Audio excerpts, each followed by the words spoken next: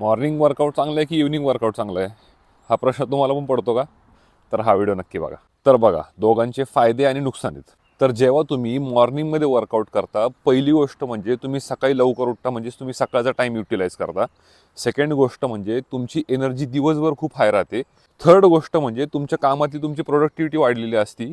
आणि चौथी आणि मेन गोष्ट म्हणजे तुमच्या फॅट लॉसमध्ये सकाळचा वर्कआउट खूप जास्त हेल्प करतो. सकाळी जिम केल्याचे कॉन्स असे आहेत की मे बी तुमची स्ट्रेंथ कमी असू शकते किंवा तुमची बॉडी स्टिफ असू शकते. याच अपोजिट जेव्हा तुम्ही संध्याकाळी जिम करता तेव्हा पहिली गोष्ट म्हणजे तुमची स्ट्रेंथ खूप चांगली असते. सेकंड गोष्ट म्हणजे तुमची बॉडी वॉर्मड असते. आणि थर्ड गोष्ट म्हणजे तुम्ही प्री वर्कआउटला काहीतरी खाऊ शकता. पण संध्याकाळी जिम केल्याचे कॉन्स असे आहेत की मे बी तुम्ही दिवसभर दमलेले असल्यामुळे तुमची जिम स्किप होऊ शकते. सेकंड थिंग म्हणजे जिम तुमची खूप क्राऊडेड असल्यामुळे तुम्ही प्रॉपर सेट्स मारू शकत नाहीत कधी कधी. आणि थर्ड म्हणजे संध्याकाळी तुम्ही जर लेट जिम केली तर तुमच्या झोपेच्या सायकलसोबत पण इंटरफेअर करू शकतं.